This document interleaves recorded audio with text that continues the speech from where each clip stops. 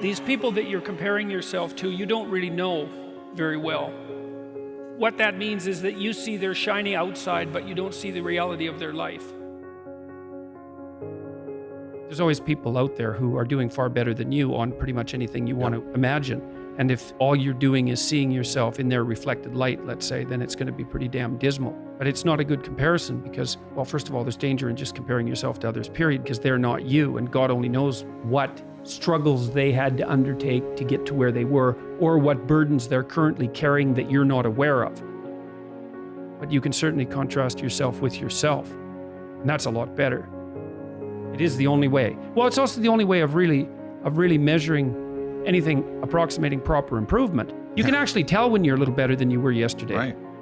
And you can actually do that. That's another thing that's so interesting about it, is that you can actually make yourself a little better in some way, pretty much, well, I don't know if it's at every moment, but you can certainly do it every day.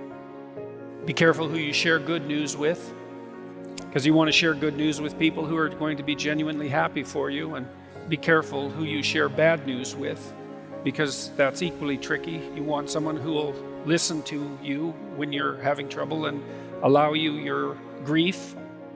Beauty calls people to their higher being, I would say, and to make friends with beauty is to introduce yourself very carefully to one of the mysteries of life that make it worth living. There's never been a better time for the majority of people to be alive, and the future, although we're vulnerable and terrible things can always happen to us, it's hard to make a case that the future doesn't look comparatively positive. We're becoming extremely technologically sophisticated, and the world is changing at an incredibly rapid rate, and the only way we're going to be able to manage that in a positive way is if each of us, or as many of us as possible, are capable of making wise and careful and truthful decisions. And if we do that, then maybe things can continue to improve. You don't get people to stand up on their own 2 feet and to adopt responsibility if everything is given to them. And that's a real conundrum. You know, maybe you're in California, see someone speeding down the road in a convertible Porsche, and you think, oh man, what a lucky bastard. And the truth of the matter is that he's thinking about wrapping his expensive sports car around the next cement pillar that he comes close to. You know, you can't tell, and people have hard lives, and even people who are comparatively fortunate have hard lives. And the ideal that you're observing that makes you jealous and resentful is in large part an illusion that's created by your own mind. You have to be careful of what you're jealous of, because you don't really know what it is. And then the other thing that's kind of useful is to understand you're quite different from other people, and you shouldn't be comparing yourself to them because they're not like you. They don't have your family. They don't have your temperament. They don't have your troubles. They don't have your abilities. The only person that has those is you. One of the rules, I think it's rule 4, is compare yourself to who you were yesterday and not to who someone else is today. And see, that's a game you can win. The possibility that you can make yourself slightly better on a continual basis is, I think that's something that's accessible to everyone. I think that's equivalent to leading a virtuous life. And there is something to be said for virtue and truth. You know, and that is one thing. Another thing that I've noticed about people who've been phenomenally successful is that they really do everything they can to live a truthful life. And you can get a bloody long ways by being honest. You got to know that there are differences in intelligence. It's really important. If you go into a job and you're not smart enough for that job, you're going to have one bloody miserable time. And you're going to make life wretched for the people around you because you won't be able to handle the position. But what you really want to do, as far as I can tell, if you want to maximize your chances for both success and let's say well-being, is you want to find a strata of occupation in which you would have an intelligence that would put you in the upper quartile. That's perfect. Then you're a big fish in a small pond.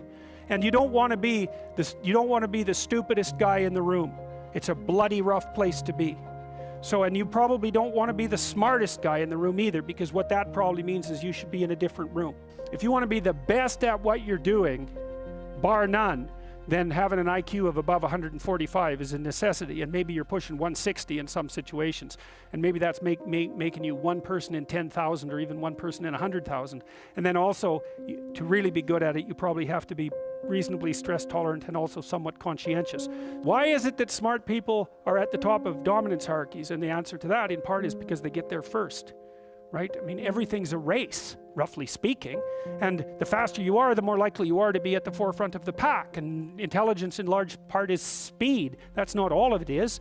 So if you're moving towards something difficult rapidly, the faster people are going to get there first. You're going to have to put some effort into your life, and you need to be motivated to do that. And so what are the potential sources of motivation? Well, you could think about them in the big five manner. You know, if you're extroverted, you want friends. If you're agreeable, you want an intimate relationship. If you're disagreeable, you want to win competitions. If you're open, you want to engage in creative activity. If you're high in neuroticism, you want security. Okay, so those are all sources of potential motivation that you could draw on, that you could tailor to your own, you know, your own personality. But then there are dimensions that you want to consider your life across. And so we ask people about, well, you know, if you could have your life the way you wanted it in 3 to 5 years, if you were taking care of yourself properly, you know, what would you want from your friendships? What would you want from your intimate relationship? How would you like to structure your family? What do you want for your career? Well, how are you going to use your time outside of your job? And how are you going to regulate your mental and physical health, and maybe also your drug and alcohol use, because that's a good place to auger down. And that tangles in your incentive reward system. You know, we talked about the dopaminergic incentive reward system, and that's the thing that keeps you moving forward. And the way it works is that it works better if it produces positive emotion when it can see you moving towards a valued goal. Okay, well, what's the implication of that? Better have a valued goal, because otherwise you can't get any positive motivation. Most creative people fail at producing their creative product and monetizing it, right? So your default position, if you're a creative person, is you're going to fail.